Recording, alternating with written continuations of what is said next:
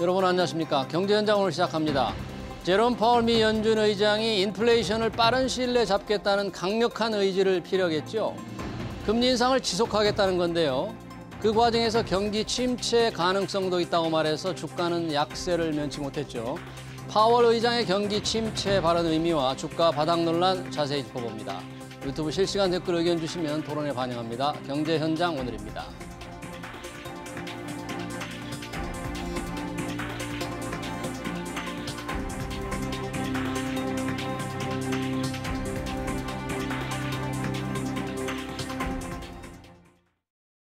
네, 두 분 모셨습니다. 신세돈 숙명여대 경제학부 명예교수, 송재경 한화자산운용 마케팅 본부장 오셨습니다. 어서 오세요. 반갑습니다. 네, 증시에 대한 관심이 워낙 높고 변동성도 큰데 제롬 파월 의장의 한마디 한마디에 증시가 좀 춤을 춥니다. 우리 시간으로 어젯밤 미 상원 은행위원회에서 파월 의장이 또 여러 가지 얘기를 했는데요. 우선 어떤 얘기를 했는지, 시장에 어떤 영향을 미쳤는지 좀 분석을 해보겠습니다. 신 교수님, 네. 직접 파월 의장 증언, 의회 증언을 다 들으셨습니까? 네. 어떤 좀 특징적인 얘기, 조금 뭐랄까요, 좀 의미 있는 얘기 어떤 게 있었습니까? 그 24명 그 뱅킹 커미티가 24명이거든요. 여야 12명씩 동수인데 네. 다 한 말씩 다 했어요. 아, 24명이요? 네. 근데 이제 대부분은 자기주의 특별한 상황.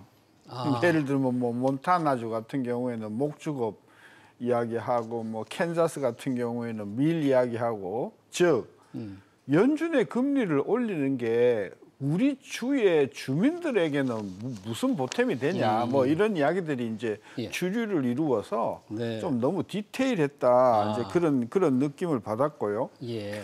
제일 마지막에 이제 그 뱅킹위원회 위원장이 브라운이라는 사람인데요. 네. 이분이 민주당인데 이분이 이제 마지막에 이런 이야기를 했어요. 예. 우리가 경기 침체로 갈 가능성이 없냐 진짜? 없느냐? 네. 예. 그렇게 물었더니 예. 계속해서 이 제롬 파월은 우리 경제 너무 좋다. 네. US 이코노미가 very strong하다. 노동시장 괜찮다. 노동시장은 너무 뜨겁다. 뜨겁다. 물론 섹션별로 주별로 조금 조금 이렇게 weak라 그랬어요. 네. 약할 수는 있겠으나 네. 그러나 리세션이라고 할 정도는 아니다. 예. 저는 그런 인상을 받았어요. 그래서 네. 뭐 그간에 이제 뭐 물가를 2% 잡겠다는 말은 뭐 늘 해온 거라서 2%, 새로운 네. 게 없고 예. 지금 이번에 이제 관심이 된 게 그 리세션 침체로 가냐에 그렇게 대해서 이 양반은 너무 강력하게 안 간다. 그러니까 자기가 어떤 금리 정책을 취한다 하더라도 리세션이 가지 않을 거다. 이제 이런 발언 때문에. 그 청문회가 있었던 시점을 중심으로 해서 주가가 계속 올랐어요. 청문회 전에는 계속 빠지다가 청문회 전에는 경기 침체 우려 때문에 빠지다가 말을 하면서 쫙 올라갔죠. 올랐는데 그리고 이게 시장에서 곰곰이 생각해 보니까 이게 너무 맹탕이다. 그래서 이제 끝무렵에 가서 막 그 전일 대비 빠지고 그랬거든요. 근데 거기서 이제 저는 굉장히 재미있는 그 질문을 누가 했냐면 틸리스라고 하는 상원의원이 이렇게 물었어요. 100bp를 빼는 거는 테이블에 없냐? 1%포인트 올리는 거는 없냐? 가능성이 없느냐? 네. 그렇게 딱 단도직입적으로 물었더니 머뭇머뭇하면서 우리 테이블에는 빠지는 거는 없다. 모든 가능성을 다 있다. 이렇게 답변을 해서 이게 거의 마지막에 나왔거든요. 끝에서 두 번째 발언이거든요. 이게 틸리스가 제일 마지막에 브라운이 했고요. 틸리스 상원의원님 제일 마지막에 이제 두 번째로 했는데 그 질문이 그거였어요. 100bp 올리는 거는 테이블에 없냐. 그랬을 때 제롬 파월이 머뭇머뭇거리면서 뭐 우리 테이블에 일부러 뭐 빼는 카드는 없다. 다 있다. 이런 이야기를 해서 그게 이제 저는 그러면 75bp를 올리는 것은 당연히 테이블에 안 빠지는 거잖아요. 그쵸? 자이언트 스텝 일명 0.75%포인트 올리는 거. 첫째 느낌이 되게 지루했고요. 그다음에 그 한마디만 더 말씀을 드리면 뱅킹위원회가 그동안에 상당히 제롬 파월을 지지를 많이 해줬거든요. 제롬 파월의 네. 연임도 지지해주고 예. 그리고 공화당 의원이 절반이기 때문에 공화당 의원들은 대부분 이제 파월에 굉장히 동조적이거든요. 예. 그런데 아니 여태껏 우리가 청문회를 여러 번 해서 우리가 공식적으로 질문을 했는데도 왜 답변을 안 하냐? 내가 서면으로 질문을 할 테니까 좀 네. 성실히 해라. 이런 불만을 우리 뱅킹 커미티에 많은 의원들이 가지고 있다. 이렇게 말하는 것을 보면서 예. 상원 뱅킹위원회의 제롬 파월에 대한 신뢰도는 예전 같지 않다. 굉장히 않다. 비판적이다. 이런 분위기를 읽을 수 있습니다. 연준 그 의장의 재연임에 동의를 해줬지만 그럼 경기 침체 가능성이 있느냐 했더니 그것도 있다 그런 거죠? 아니죠. 조금 위커해질 수 있다. 약해질 수는 있으나 예. 미국 경제는 매우 스트롱하다.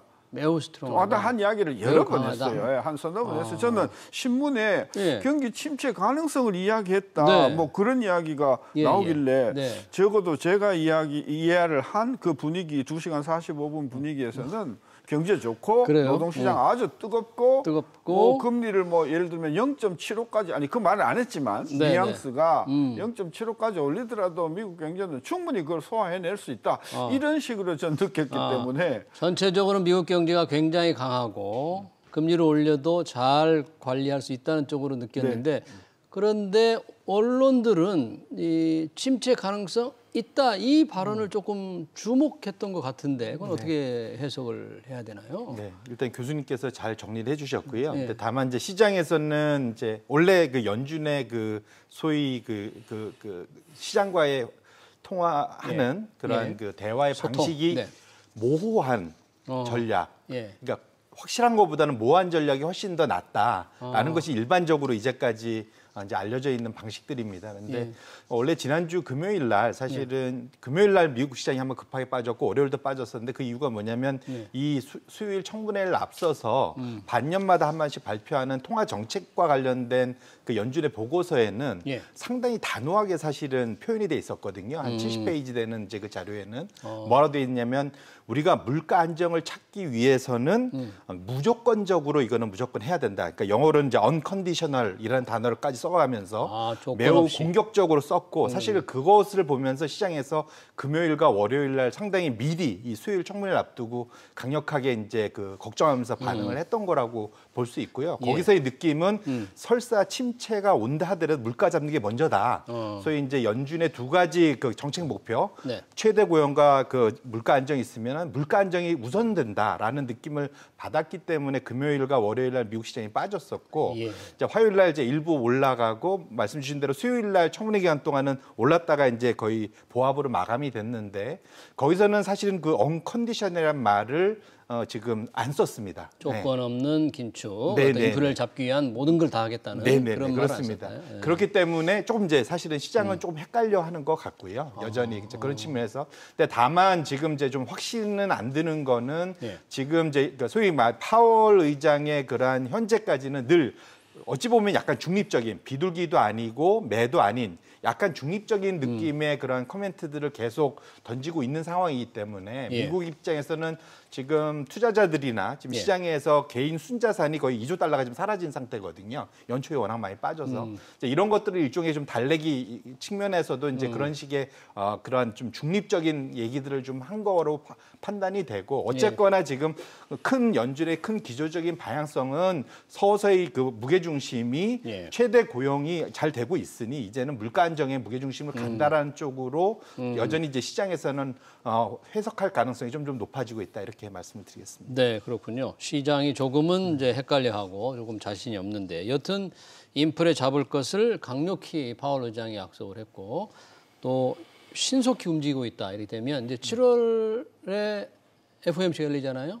그러면 어제 그 발언으로 보면 아까 자이언트 스텝 0.75% 포인트 올리는 거는 뭐 그냥 당연시 되는 거겠네요. 지금 전망으로 보면. 일단은 100bp 올릴 가능성이 있냐라고 물었을 때 1% 포인트 올릴 가능성이 있냐고 물었을 때 그러니까 질문을 꼭 반대로 했어요. 100bp 올리는 거는 테이블에 없느냐?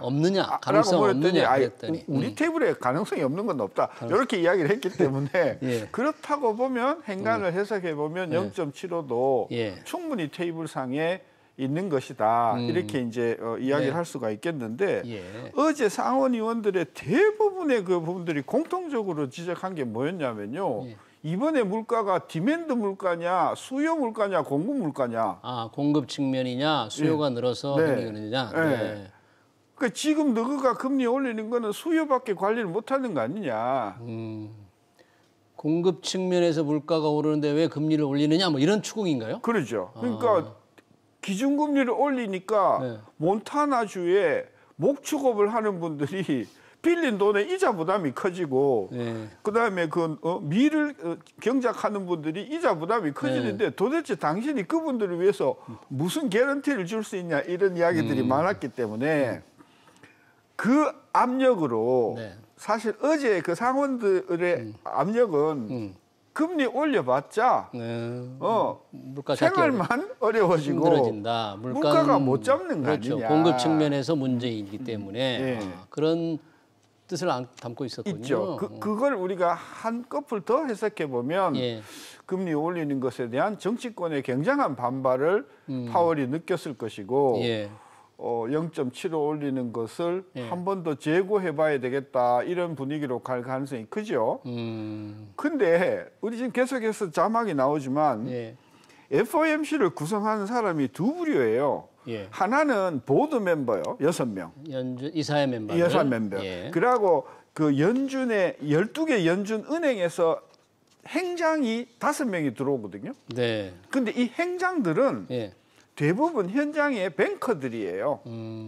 이 사람들은 그동안 금리가 너무 낮아서 여러 가지 영업 기반에 굉장히 손상이 많이 봤다고 생각하기 때문에 이분들은 금리를 올려야 된다고 생각하는 사람 되게 많아요. 적극적인 인상을 주장하는 분들이 네. 많군요. 그래서 지금 계속해서 금리를 뭐 0.75 올리자 이렇게 주장하는 사람들이 대부분 연준의 뱅커 출신들이 많고요. 예.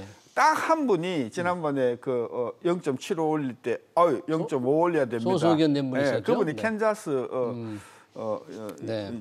총재인데요. 그분 이제 캔자스는 이제 아무래도 이제 그 농업이 활발 안 주니까 이자 부담 때문에 이제 그렇게 한 사람인데 전반적으로 분위기는 0.75 올리자라고 하는 게 예. 상당히 숫자가 많은 것 같아요.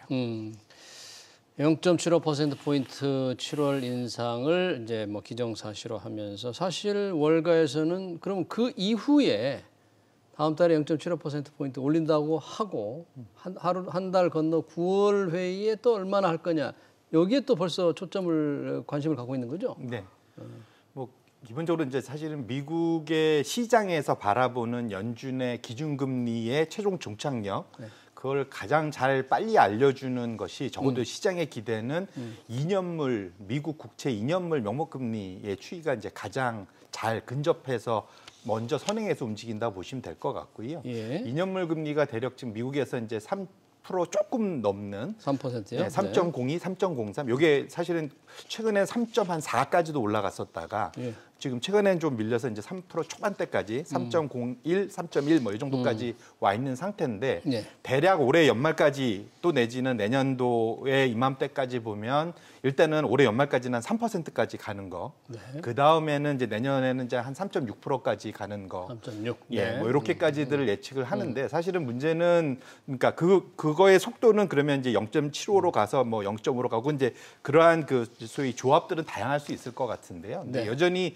중요한 거는 이랬을 때 시장의 소위 인플레이션이 잡힐 수 있을 것이냐. 네. 결국은 이제 그것이 관건일 것 같고 말씀드린 금요일 날 보고서에서도 지금 인플레이션을 잡기 위해서는 과거의 경험상 항상 그 기준금리가 인플레이션보다 높지 않고서는 인플레이션이 잡혔던 경험이 거의 없었거든요. 예. 그러니까 스스로 내려오기 전까지는. 그래서 침체가 와서 스스로 내려오기 전까지는 그러니까 소위 연준이 뭔가 액션을 통해 갖고 인플레이션을 잡으려면 인플레이션보다 더 높은 기준금리를 제시해야만 이제 시장이 포기하고 네. 소비가 꺾이고 이러면서 잡히는 거기 때문에 지금 이제 사실은 기대하는 거는 인플레이션이 아까 말씀드린 공급 측면이 일정 부분 둔화되면서 수요도 줄면서 이제 내려오고 인플레이션도 내려오고 예. 거기에 발맞춰서 지금 기준금리가 올라가서 가능한 빠른 시간 내에 만나줘야만 예. 현재 인플레이션이 좀 안정화되지 않겠느냐라는 이제 그런 희망 섞인 기대를 하고 있는 것 같고요. 예. 어쨌거나 지금 이거는 상당히 파월도 얘기했지만 일종의 그런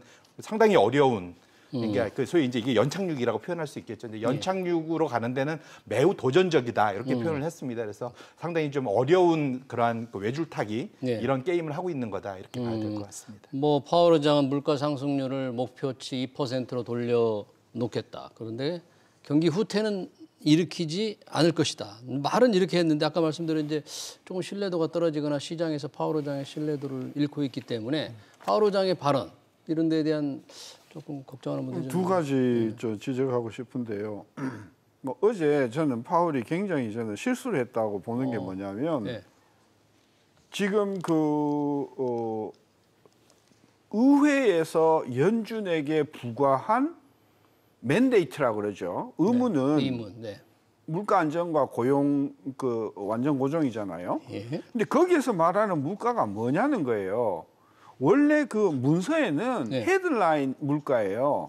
그 무슨 뜻입니까? 헤드라인. 소비자 물가요. 소비자 물가. 네. 그러니까 파월이 자꾸 이런 그 공식 석상에 나와서 헷갈리게 뭐라고 그랬냐면 우리가 보는 거는 코어다 그랬어요.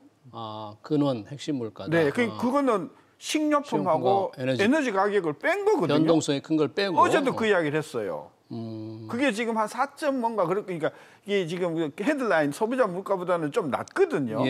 소비자 물가는 지금 뭐 8%가 넘잖아요. 8.6 나왔죠 지난번에.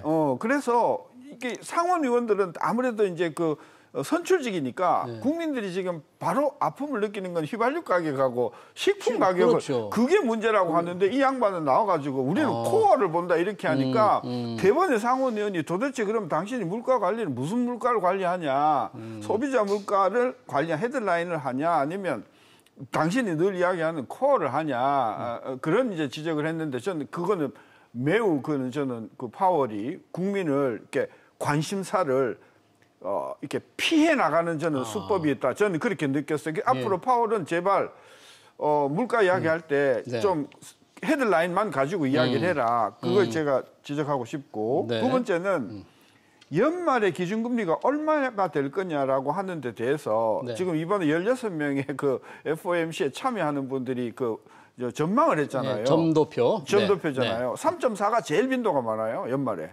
올 연말. 빈도가 8명인가 절반이 연말에 3.4 간다고 했거든요.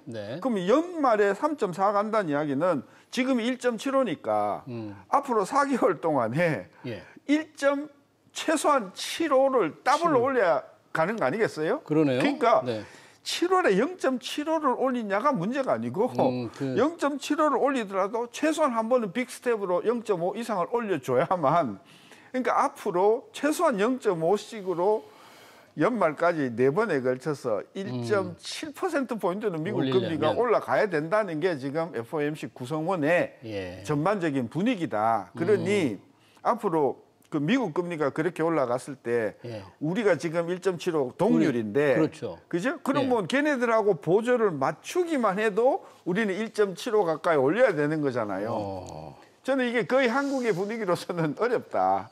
저는 그래서 금리 역전이 하반기에 분명히 일어날 거고요.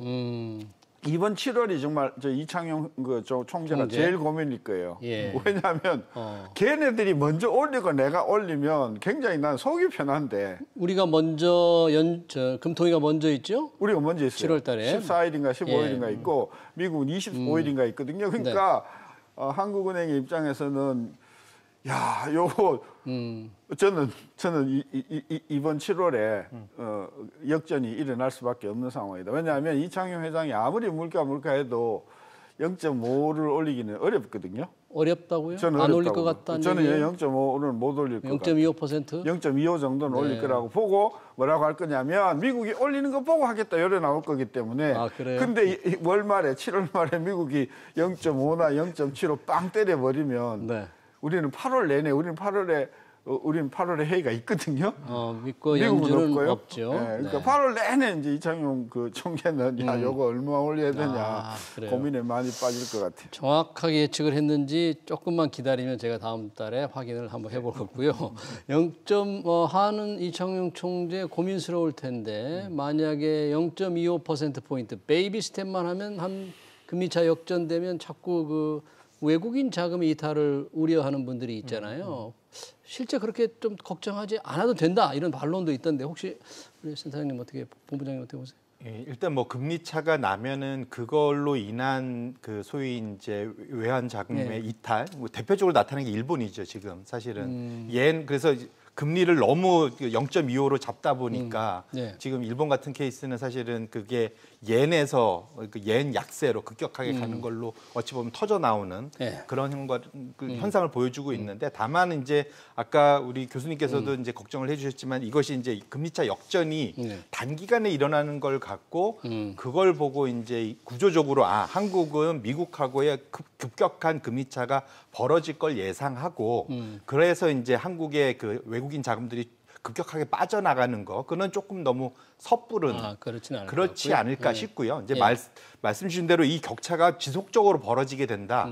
그렇다면 사실은 우리가 뭐 원화가 약세로 온다든가 외국인 자금 이탈되고 이런 것들이 나타나지 말라는 뭐 이제 일본의 사례를 보니까 충분히 가능성이 있고 그렇게까지는 안 갈 거다라고 이제 예상을 해봅니다. 교수님, 이 시청자가 이런 아까 공급 측면의 상원의원 은행 의원들이 공급 측면이냐 수요 측면이냐 물어봤듯이 금리를 올리면 물가를 잡을 수 있나요? 딱 그런 질문. 금리를 올리면 물가를 잡을 수 있나요? 그리고 왜 미국은 우리처럼 금리가 하나로 우리 1.75인데 걔들은 지금 1.5에서 1.7로 이렇게 제한 기간이 말은 그렇게 이야기하는데 그러니까 0. 이렇게 있잖아요. 목표 레인지가 있잖아요. 근데 사실상 의미가 없다. 지금 같은 경우 상한으로 이제 봐야 된다는 이야기인데 아까 그 질문 금리 올리면 물가 잡을 수 있나요? 저는 안 잡힌다고 봅니다. 안 잡힌다. 네, 안 잡힌다고. 그러니까 그러니까 예를 들어서 그 금리를 올려서 물가가 내려가는 것은 너무나 고통을 수반하는 거다. 그러니까 피를 너무 많이 흘리는 거다.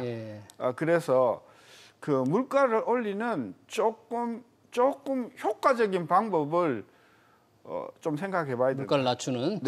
금리 말고도 금리만으로는 쉽지가 않다. 그게 부가가치다.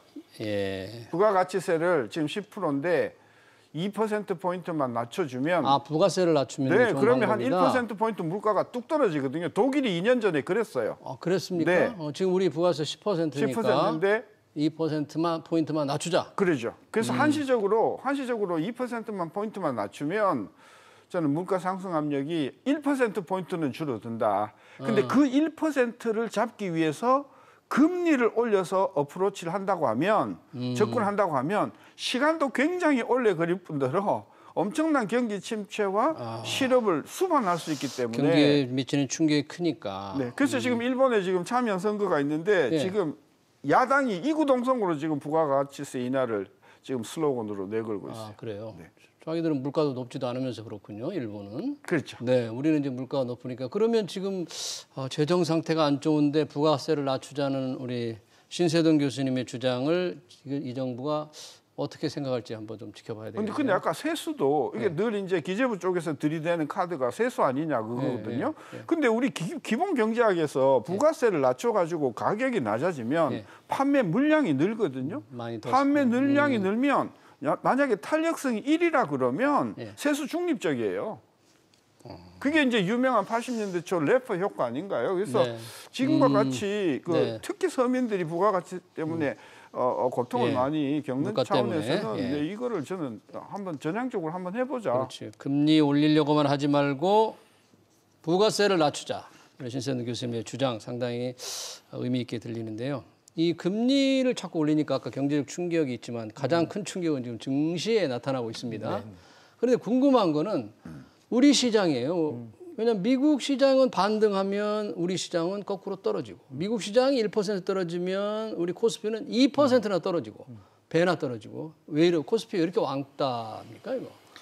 대체적으로는 이제 한국이 어떤 면에서는 전 세계 경기의 선행 지표 역할을 하는 게 코스피입니다, 사실은. 그러니까 이제 무슨 말이냐면은 외국인들이 전 세계에서 이제 그 소위 물동량이나 그런 이제 경기들이 잘 돌아가는지 뭐 이런 것들을 볼 때 제일 손쉽게 파악하는 것 중에 하나가 한국 증시가 어떻게 움직이는지를 보고 있거든요. 그런데 어쨌거나 지금 현재 상황에서는 지금 걱정스러운 게 지금 미국도 상당히 지금 교수님께서 지적했듯이 이게 금리를 올려서 고통스러울 수 있는 이제 침체 우려 가능성 이게 이제 전 세계 소비의 넘버원인 나라지 않습니까? 네. GDP 전 세계 25%를 차지하는. 그러니까 어쨌든 여기에 그러한 이제 소비 축소에 대한 우려가 일단 1차적으로 있고 네. 이제 넘버2인 G2인 이제 중국도 지금 단기간은 지금 봉쇄 이슈가 있었지 않습니까? 이런 걱정도 있고 세 번째로 이제 유럽도 지금 원래 러시아 우크라이나 전쟁이 이제 단기에 끝날 거라고 기대했는데 이것이 지금 올해를 넘어갈 수 있다는 우려까지 좀 나오고 있습니다. 그래서 전 세계에서 가장 큰 그러한 경제 그 나라들이 지금 다 지금 어찌 보면은 일종의 그러한 적신호들을 좀 보여주고 있기 때문에 그런 것들 앞에서 사실은 한국의 그러한 전 세계 경기에 가장 민감한 경제인 한국 시장의 코스피가 어찌 보면 거기에 대해서 일종의 선제적으로 가격을 반영하고 있다. 그런 위험들을 그런 측면에서 일단 한번 봐야 될 것 같고요. 두 번째로는 최근 들어서는 사실 수급적인 측면에서 워낙 단기간에 이제 그 주가가 빠지면서 소위 반대 매매 이제 소위 이제 빚투해서 빚내서 투자를 하는 분들은 항상 그게 만기가 있고 그 사이에 가격이 너무 급격히 빠지면 그걸 증거금을 추가로 못 넣으면은 반대 매매에 걸리지 않습니까? 이런 자금들이 최근 들어서 이제 이런 물량들이 좀 많이 쏟아져 나오는 그런 것들, 이런 것들이 이제 겹치면서 한국 시장의 하락폭이 최근 들어서 좀 더 강화된 거 아니냐 이렇게 해석을 해야 될 것 같습니다. 신세준 교수님, 금리 인상의 충격을 여러 가지로 말씀해 주셨는데 그 관련 충격 중에서 지금 뭐 증시는 이미 막 나타나고 있고 이 부동산에 미치는 충격이 꽤 클 거라는 뭐 분석도 있습니다. 어느 정도 영향을 앞으로 줄까요, 우리? 예, 그 제가 지난 한 20년 동안 우리나라의 주택 가격의 증가율하고 기준금리하고 그림을 딱 그려보니까요, 정확하게 거울 이미지예요. 정확하게 대비된. 정확하게 대비돼요. 그래서 제가 벌써 1년 전부터 자꾸 그 주택 가격을 잡으려고 뭐 공급 이야기 하지 마라. 이거 구름 잡는 이야기다. 훨씬 더 확실한 그 대책은 기준금리 올리는 거다. 제가 이런 이야기를 했었는데요. 기준금리가요 3%대까지 올라가면요 대한민국의 주택 가격이 마이너스로 다 빠집니다.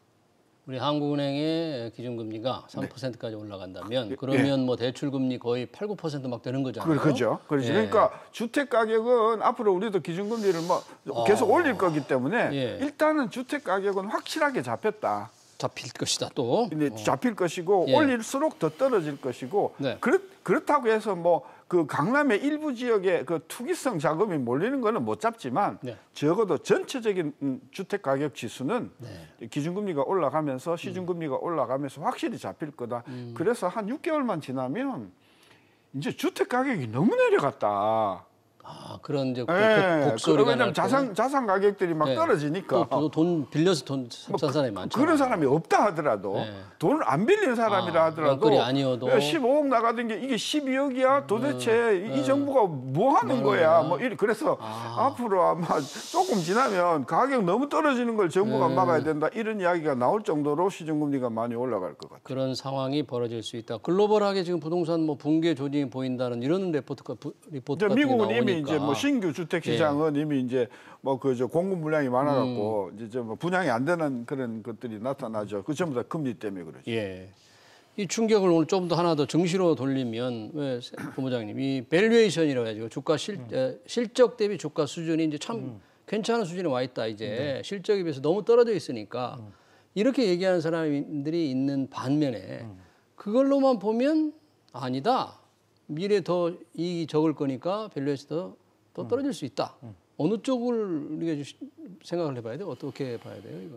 그러니까 말씀 주신 대로 지금 지금 시장이 지금 그 현재의 상황을 반영해서 빠진 거는 대체적으로는 이제 말씀하신 밸류에이션, 금리가 올라가고 현 상황에 대한 우려 이런 것들 때문에 그 PER 기준으로 뭐 20배 주던 거를 한 15배 주고 이런 식으로 내려오는 거는 일정 부분 사실 조정이 충분히 된 걸로 보이고 있고요. 근데 문제는 말씀 주신 대로 이제까지 그나마 이제 시장에 대해서 낙관론을 펼쳤던 분들은 그래도 기업 이익은 잘 버텨주고 있는데 1분기 실적도 나쁘지 않았었고요. 그래서 실적이 나쁘지 않으니 결국은 주가가 빠진 거는 오히려 기회다. 이제 이렇게 해서 이제 소위 이제 바이 더 딥이라고 그러죠. 저가 매수해야 된다. 저가 매수. 이제 이런 이제 주장들을 펼치신 분들이 많았거든요. 그런데 걱정스러운 거는 통상 연준이 이런 식으로 기준금리를 올리는 방향성으로 상당 기간 긴축을 간다면 경기가 침체 가능성도 커질 뿐더러 적어도 둔화 가능성은 매우 높지 않습니까? 내년도 성장률 자체가 급격하게 지금